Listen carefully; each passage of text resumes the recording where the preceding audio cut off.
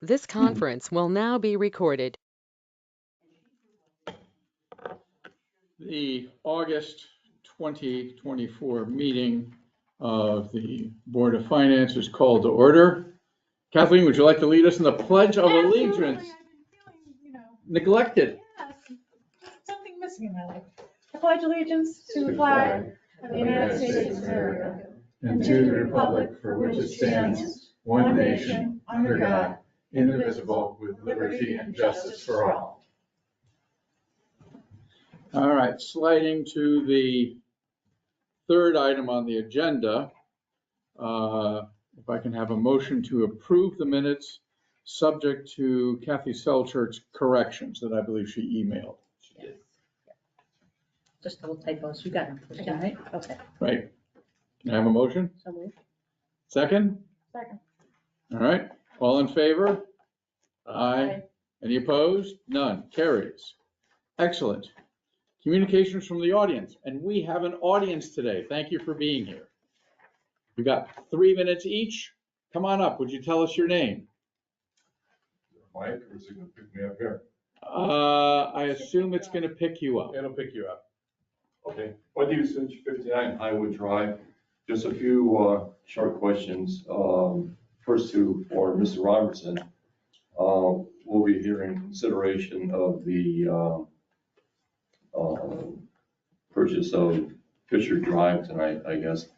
You have two proposed renovation numbers, evidently, 7.5 million and 10.4 million to renovate the existing annex in lieu of a possible purchase.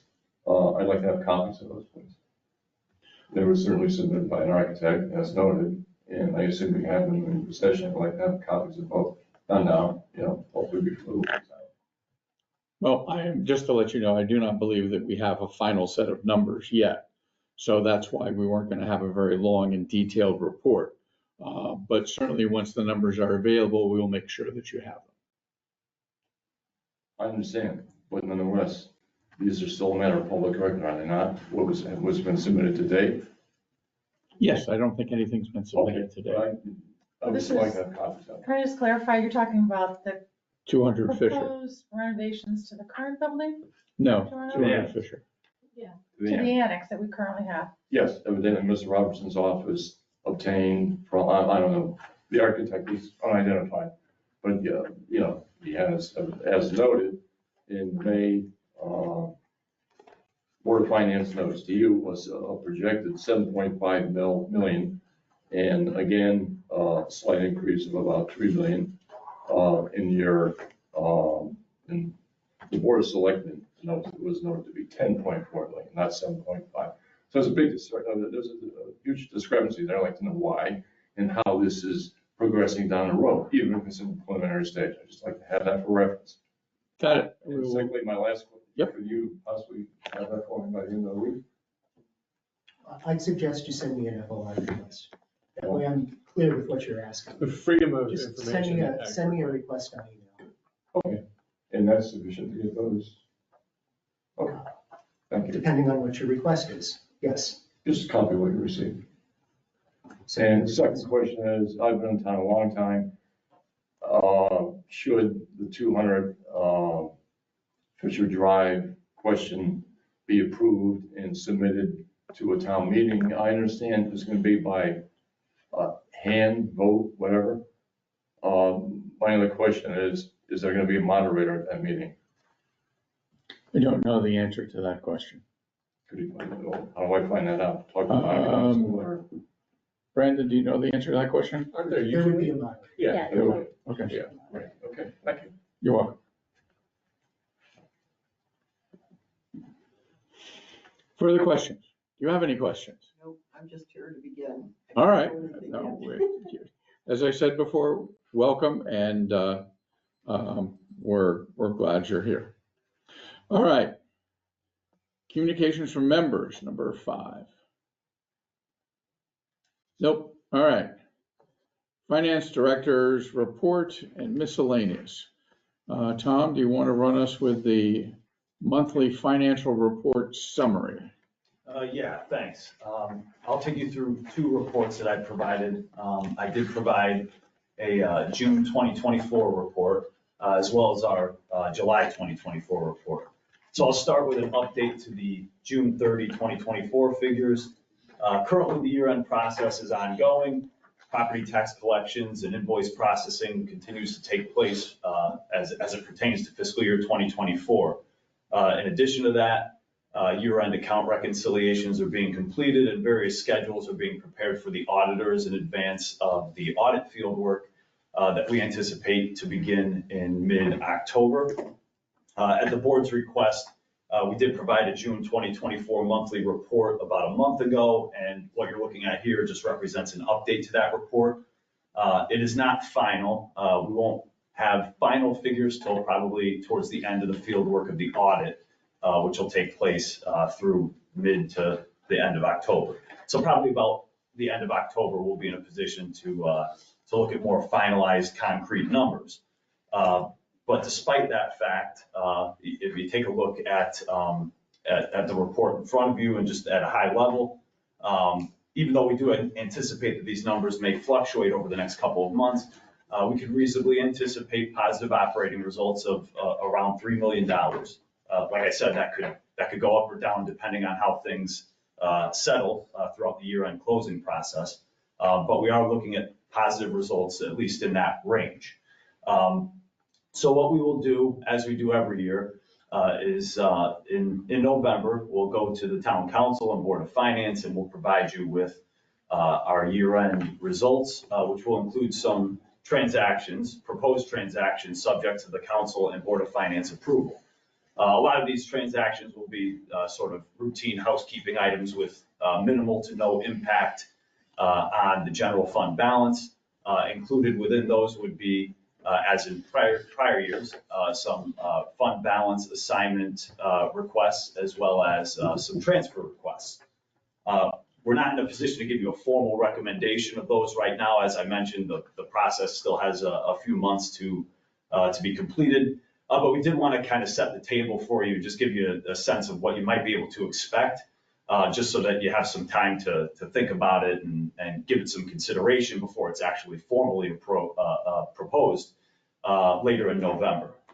And so I've listed a few items here to just go over. Some of them probably wouldn't be a surprise, and a lot of them will be items that you're familiar with from previous years. Item number one, you'll recall, during our fiscal year 25 budget process, we used $1.25 million of unassigned fund balance as a funding source. With the positive operating results of fiscal year 2024, I would anticipate that we'll recommend an assignment in the amount of $1.25 million to help replenish the use of that fund balance. In addition, we'll probably be proposing assignments in the amount of $200,000 and $150,000 for pension OPEB contributions, respectively. You'll recognize those from previous years. That's a standard year-end request that has been made and approved, and all it does is it offsets our future contributions to those sources. Another standard request that we typically make and will likely be seen on this coming year's year-end transaction booklet would be the compensated absences fund transfer. We typically make a transfer or request a transfer to that fund at the end of the year. And just as a reminder, compensated absences fund is the fund that is used to pay for vacation and sick leave amounts that are owed to employees who are leaving service with the town. As an irregular expenditure, we find that it makes more sense to take positive operating results and monitor anticipated activity before we recommend a transfer to that fund. So I would anticipate a transfer to that fund in the amount of about $100,000. Another thing that you can anticipate, you'll see a little further down on our agenda, we anticipate talking about the Avon Place Apartments URAA Act obligation. So the town has this obligation, and we have been incurring expenditures associated with our obligations under the URAA. And given that we have positive operating results in fiscal year 2024, and we know that there's going to be some cost during fiscal year 2025 that we'll need to cover. These are unanticipated costs that are not included in the budget.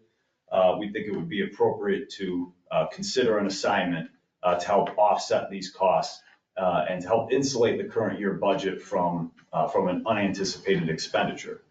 A little early to give a sense for what that amount might be, but ballpark would be around $200,000. Of course, subject to change as activity continues. The final item that I would suggest consideration for would be an assignment for road improvements. You'll recall, again, as part of the fiscal year 25 budget process, our road improvement budget for fiscal year 25 is solely funded by an assignment that was placed at the end of fiscal year 2023. Given the positive operating results of fiscal year 2024, we would anticipate that we would make a similar request, provides a similar opportunity for us to fund future road improvements without having to impact the annual budget. And so whatever remains after those assignments, and I didn't give an amount for road improvements because at this point it's a little early to give it an estimate. But whatever remains after our proposed assignments and transfers would fall to unassigned fund balance. And that would increase our unassigned fund balance as a percentage of general fund expenditures and transfers out, ultimately moving us closer to or potentially reaching the 15% target that we set recently.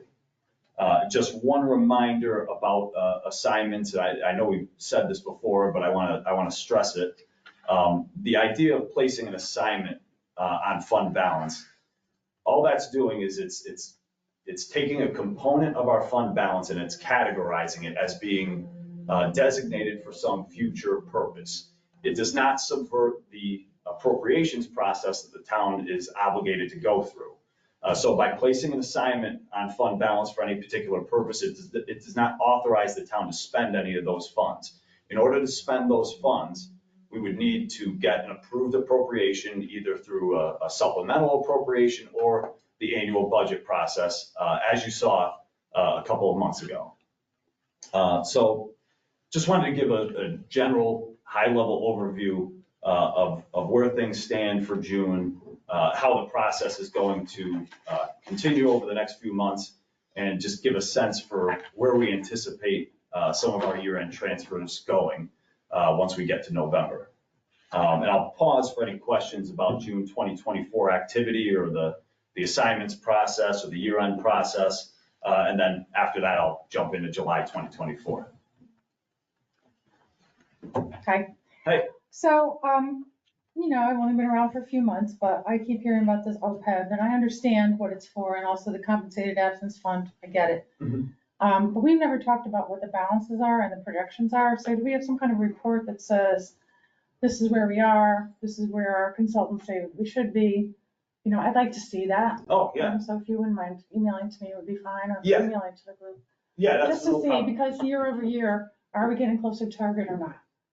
Just, if you had a comparison over a year or two to where we Oh, are yeah. now, that would be great. Yeah, absolutely. I could definitely provide you something for OPEB. Every 2 years, our consulting actuary provides us with a valuation report for OPEB. And basically what that consists of is an estimate of what our overall liability is, along with the value of the assets in our OPEB trust fund. So the assets that we've put aside to cover that liability. It will also include a history and projection of our actuarially determined contributions. So that's the amount that the actuary will recommend that we put into our fund each year. As I mentioned, the full valuation is done every 2 years. So on off years when we don't have a valuation, they still provide us with that recommendation. So I could get you the most recent valuation. That's great. As far as compensated absences fund, that's a little less Predictable. less predictable and it's less impactful. Like it wouldn't necessarily be looked at in the same way. Like we don't have a trust fund Right, for we it. must have a projection of what it is, and then kind of, and where we are right now and what the projection is, based on how many people you have, what they use for their sick time and vacation time last year, because if they use it, it's obviously not going into their account Right. for payout. Mhm. Yeah, right. There is in our financial statements, we do have to prepare a compensated absences footnote every year. So that gives us kind of the overall long-term liability associated with compensated absences, but that's measured at a particular point in time, and it includes everybody. Yeah.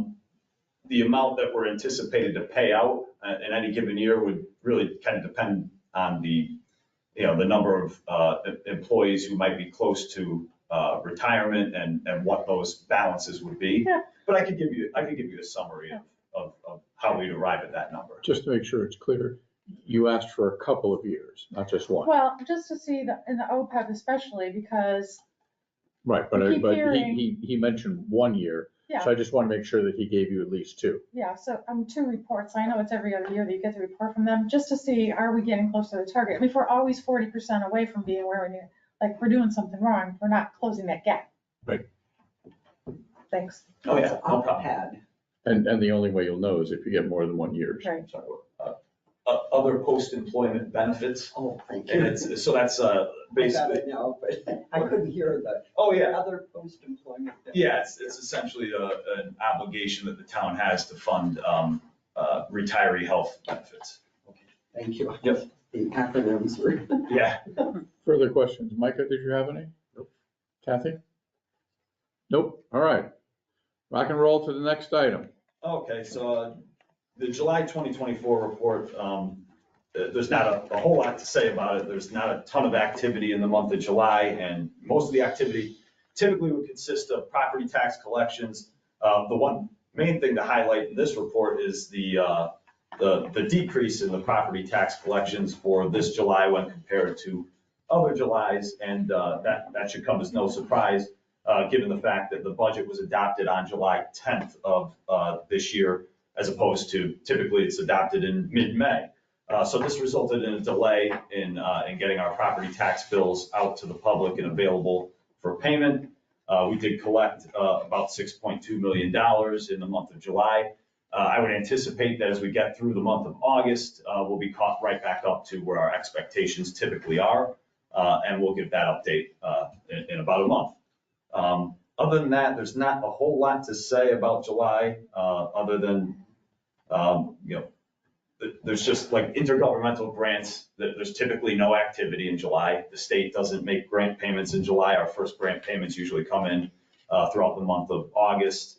Other activity is generally in line with where it is, through the first month of every fiscal year. So I'll take any questions that anybody has about any detail, but I'll stop if at kind of just a high level overview, pending those questions. I have a, Okay. with the delay of receipt of income from property taxes, is there then an impact on interest earnings? Yeah, there'd be an impact. We'd have less money available in the STIF account to collect on the interest that's available. It's only for over the course of a month. Right. But yeah, I suppose there would be an impact on an overall year-to-year basis. I don't know how large that impact would be. I'm not necessarily concerned at reaching the number that we've budgeted. Right. But yeah, I think it's safe to say there's an impact. That was it. Is it? Further questions? All right. Auditors communication? Yeah, so this is a communication from our auditors that is provided every year in advance of their field work. It's required to be provided to the Board of Finance by generally accepted auditing standards. The communication, and I'll kind of go over it on a high level without going into the detail. It documents the auditor's responsibilities in performing their annual audit, provides a high-level breakdown of how they plan to perform the procedures that are designed to meet their responsibilities. And generally speaking, what the memo will tell you is that the auditors are responsible for providing reasonable assurance that the town's financial statements are free from material misstatement, and that the town has materially complied with all applicable compliance requirements. Typically, these relate to federal and state grant funding. At the conclusion of the engagement, the auditors will deliver their audited financial statements, which will be included in the annual comprehensive financial report, along with various other supplemental items. Additionally, they'll provide us with a schedule of state and federal expenditures as part of their single audit opinions. The audit's anticipated to start on October 14th. Field work typically takes about 3 weeks to complete. After that, we enter a wrap-up phase where we'll present year-end transactions that are subject to council and Board of Finance approval prior to finalizing the financial statements with the goal of issuing prior to the state's deadline of December 31st. I think the auditors put an estimated issuance date of December 14th in their memo. So that should be achievable if we could get through the year-end process in a timely fashion.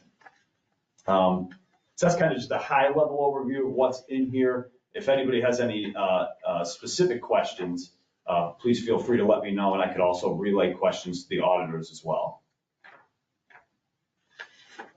Further questions? Any questions? None. All right. Moving on, 200 Fisher Drive, property acquisition. Yeah, just a quick update from me on this one. So included in your background material, I've provided you with what we'd like to call a critical path timeline, which has all of the key upcoming dates regarding the acquisition of the property.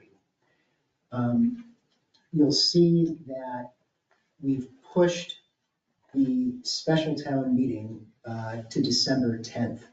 I think I distributed an earlier version of this. I don't know if I gave it to the Board of Finance. I gave it to the council. That had a special town meeting at the end of October. And we worked it out with the seller so that we could get a little bit more time, because the due diligence was taking more of an effort than we thought it would.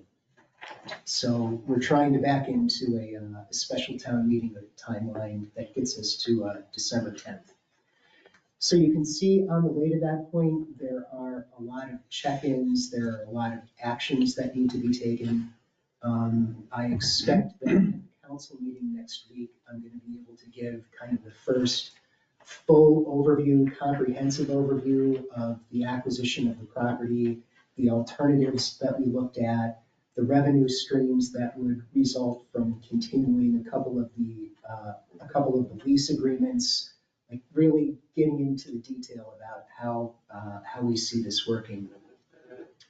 But at this point, we do have the environmental complete, we have the appraisal complete, we have the existing conditions complete.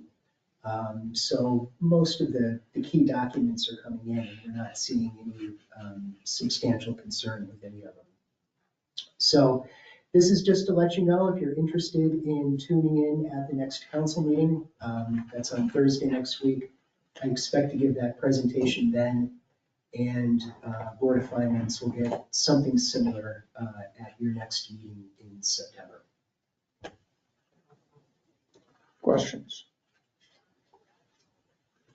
Can you please explain what it is about the due diligence that requires pushing it out so far?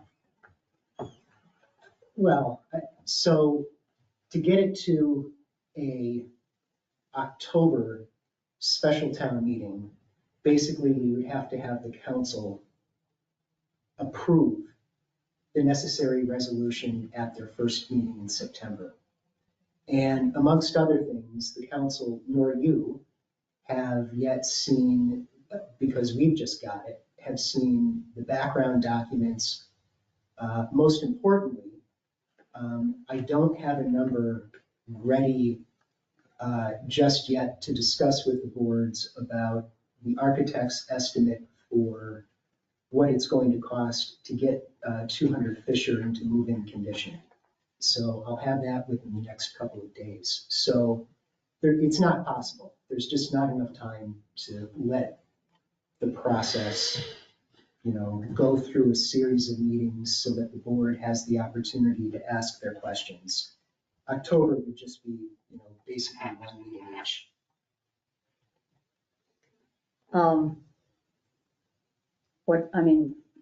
Background docs is not very detailed. This is the second year in a row where we're having, major purchases. Well, the year before was the fire trucks.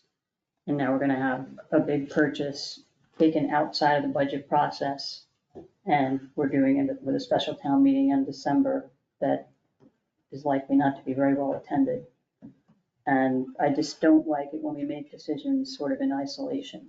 This is one thing out of all the things that the town needs to be doing, and we'll be doing it in December, outside the budget process. Just my, It would be very unusual to do a project like this as part of the budget process. it's not Because- impossible. Well, it's not impossible, but it would be unusual. Well, we don't do this sort of thing very often. Which is why it would be unusual to do it within the budget process. Right. You know, We started this in April. yeah, I still have the floor, so before you start talking, as the chair. Oh, go ahead, finish, and then we'll give. All I'm Mike, saying his is that response. this has been kicking around for a while, and it's taken a while to get it together. It came back on the agenda after I'd spoken with Dan, and he said it wasn't gonna happen. Something came up and it wasn't gonna happen, then it came back on. We're on the periphery, so we don't really know what's going on. There are ways of getting it into the budget process and doing it in a timeline. If you can't have the meetings that you need, then have some sort of a public presentation that's well advertised, that people will know about, so people know what we're spending our money on before it gets spent. That's all I'm saying. I yield the floor to my good colleague. so the next time when I am scolded for interrupting you, you could just say at once, when I stop speaking, please continue. I've heard this argument before and I absolutely disagree with it. We have a process in which to spend money. This meeting is public. All of our agendas are public. If the argument is that people don't pay less attention to this one, and we need to spend more money in advertising so that they may be able to pay attention to another one, then that's the argument. Not that it's outside of process. This is the process. This is the process. It was the process for the fire trucks. It was the process for the sewage treatment plant. It's the process for buying property. That just, I create annual budgets for myself. And when I'm going to move or buy real estate in a particular year, that is not in my annual budget process. That's just not how it works. The continued maintenance after I purchase that is. But I don't understand the argument of it being outside of process. We have processes that we absolutely have to 100% legally abide by, and this is one of them. Well, I would just note that expenditures like this are, in fact, fundamentally different than buying a fire truck. While that does require a certain amount of lead time, there's a seller on the other end of this who wants us to move or not move within certain timeframes, and they've been kind enough to be flexible. So, but I understand it takes a while to figure out what all your needs are to get the architectural drawings and costs in. And I assume by the time we finish with that, depending on how it's fitted out, and my guess is it's going to be fitted out in at least two stages, being what do you need to move in versus what are you going to do when the tenants move out, which will be at a later time. So that it will probably be a little bit of a rolling number. So I would gather there would probably be at least two phases, maybe three. So, but obviously it's a big cost. Everybody knew about it. And the Towpath School, since it was built slightly after the Civil War, apparently doesn't live up to the current codes and requirements. And I don't think anyone ever designed its basement to be a server farm, which is what it actually works as. So anyway, Kathleen, I apologize if I may have stepped on your toes. Would you like to say something? I'm good, thanks. You're good. All right. Further comments? Got it. All right. Avon Place Apartments, do you need to say anything further, or what you said was adequate? I think what I said is adequate. Time covered. Got it. So we are, at this point, roughly $500,000 worth spent? No, Sorry, 250,000. approximately 200. Okay. I have a question about that. Sure. Do we have an end in sight to those expenditures? Not right now, we don't. Okay. We're working very hard to get there. I'm not saying that we need to have one. I get that, like, we are being supportive of residents of Avon, and I think that's fantastic, but, yeah. Well, it's also out of our control. Right. And we are going to be filing liens against the property. It's for sale too. Didn't know it was for sale. It is for sale. We don't want it. As opposed to the golf course, which I could, Well, certainly pay for. I could see now that instead of buying 200 Fisher, we'll do that and we'll raise it and we'll build another school. There you go. No, but clearly the chair needs to stop fantasizing. All right. At the risk of that levity not coming across well in the minutes, old business. Do we have any old business? I think not. All right, then the next is the budget. Board of Finance. Let's see. Budget calendar, which we've got, has a big pink draft Mhm. stamped through it. Is there anything that we need to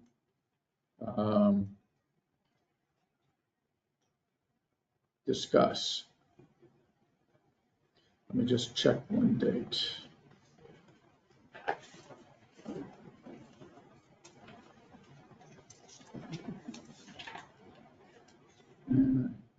So I'm just gonna ask one question about this. I know that Sure. we kind of got dragged out this past year in the process because of notifications. So this is marched out with all the proper notification timing in it, I'm assuming.